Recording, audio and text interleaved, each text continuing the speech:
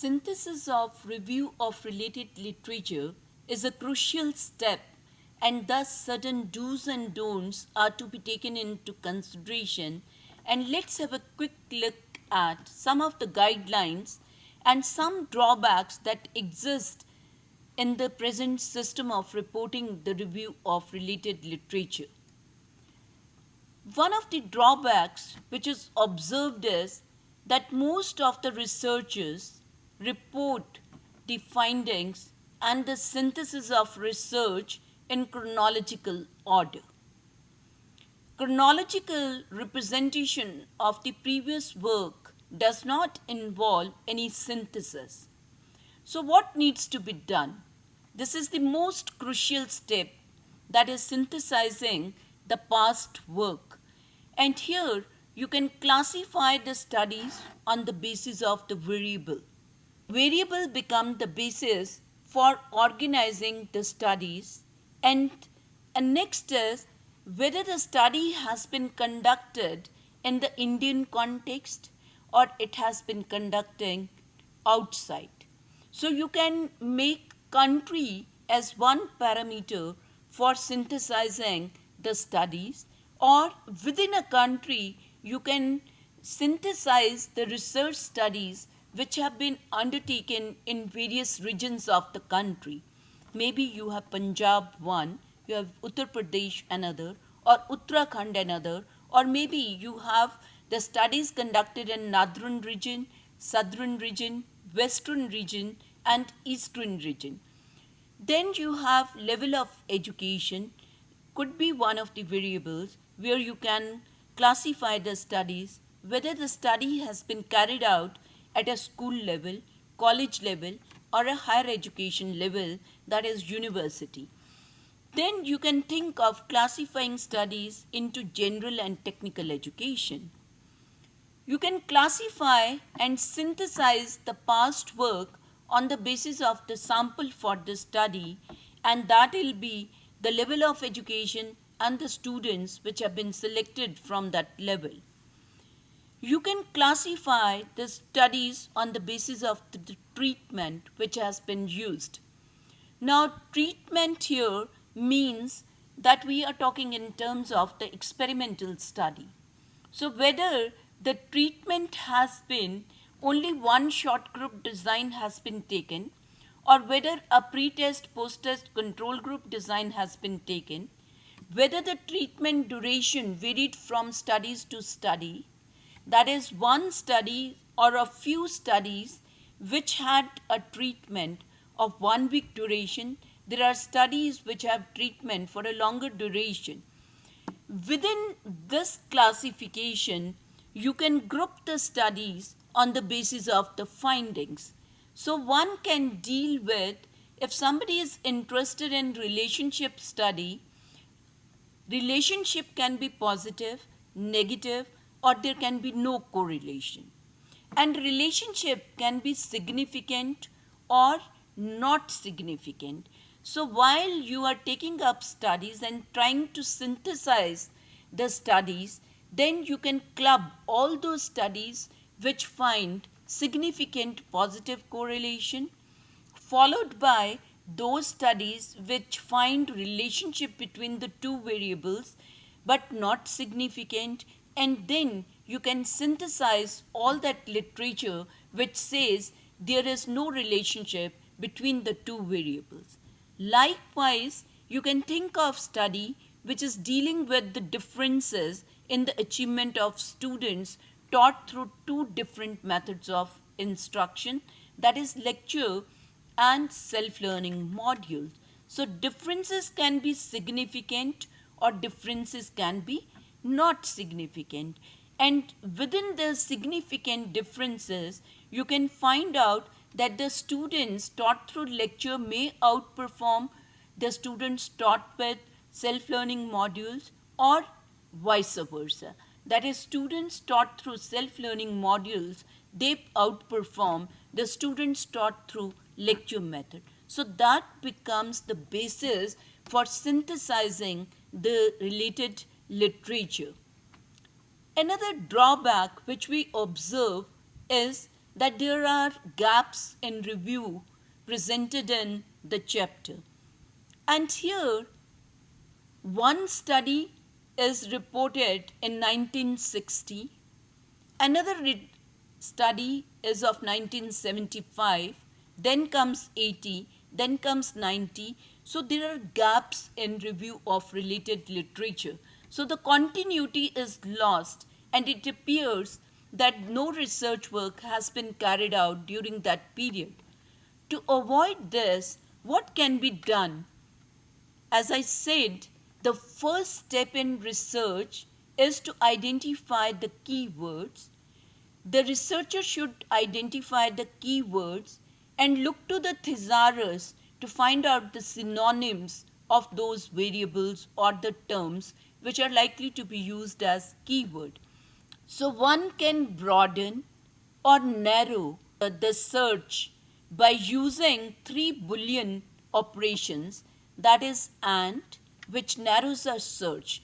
That means if I had taken up emotional intelligence and job satisfaction, so emotional intelligence and job satisfaction, when I put this in the search, all those studies which have studied these two variables together would appear. So I narrow down the search. All those studies which have studied these variables independently will not appear.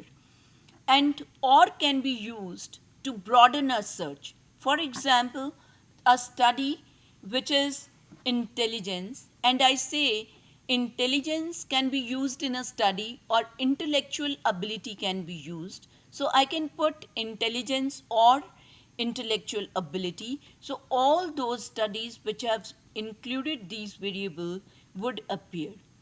Not can be used to narrow a search. So if I am using emotional intelligence, so I would like to exclude anxiety maybe. So I say emotional intelligence, not anxiety. So all those studies would appear. So narrowing or broadening the search can help the researcher to lay hand on the relevant literature and then synthesize that literature. Bigger doesn't mean better. Now, when I say bigger doesn't mean better, we have a tendency to include different studies in the literature, and that may lead to that some of the irrelevant studies become a part of your review of related literature, or the gaps appear because you are taking studies from 1930 and you are continuing up to 2018. So what needs to be done by the researcher? Researcher can delimit the period. Now, for example, if we are thinking of carrying out a research in the area of MOOCs, that is massive open online courses. Now this phenomena has picked up in 2011 or 12. So you can see that 11 onwards up to 2018, this is the period where most of research has been undertaken. So you delimit the period that you are going to include studies from 2011 to 18. Or you come across that there has been a change in the concept, the theory, then the change which you are taking into consideration and you are dealing with, so you can delimit the period to the extent the change was introduced in the concept or the theory. You can delimit your studies by restricting to the context as well as the sample. So all those studies which have been taken up at the higher education level, they only form part of your review of related literature. So you are not trying to include studies which have been taken at the school level, or you are including studies which have been done in Indian context and you are not trying to focus on the studies which have been done outside India. So you need to delimit. Another very important point which can be taken into account is If the area has been extensively reviewed, then the researcher can locate meta-analytical studies and use that meta-analytical studies in the review of related literature. That will help in synthesizing the research easily. Then all those studies which are available in an area which is lesser researched can be included in the research. So as I said, if you delimit the period from 11 to 18 and you think not much research has been carried out in Indian context, only 25-30 studies are available, all those studies need to be included in the review of related literature. So you need to access the resources of information, make sure that you don't miss any one type of source of information. So go to the preliminary sources, then tap the secondary and primary sources of information and make sure that whatever is physically available, the journals, the articles, the books which are physically available to you in the library, you access all those libraries and all those sources of information to locate the relevant review of related literature. Another drawback which we come across is sometimes incomplete information is available. And the person, when shifts focus from one type of studies to another, maybe the person misses some important components. So it is very, very important that initially the researcher tries to zero down what exactly he is going to abstract from the related literature. So as I said, objectives, hypothesis, design, sample, tools, major findings, suggestions for further research. Maybe you try to say that all sources of information which are tapped and all relevant studies which are studied, you will try to abstract the information related to all these aspects. Once you have this information for all the various types of studies, it becomes easier for you to synthesize and collate the information and classify the information on the basis of these aspects. And once you start writing, a consistent pattern of writing needs to be followed to report the various studies which have been abstracted. It also becomes important that while you are abstracting the information, you only record the information by using standard abbreviation rather than coining your own abbreviations. So at a later point of time when you are synthesizing the information, it becomes easier and you are able to interpret the abbreviations which have been used in recording the information. So in other words, the researcher need to record the complete information from the various sources of information and report that information in a consistent manner in the review of related literature. Sometimes it is observed that the review of related literature is presented by the researcher in present tense. As a researcher, you are reporting the work which has already been done, so it is desired that all past work is reported in the past tense rather than the present tense. Many of the work which are reported, conclusions are missed. Once you are able to synthesize the related literature, the purpose of synthesis is to draw conclusions on the basis of the findings of the various studies included in the review of related literature. So the conclusions can be drawn on the basis of the major findings.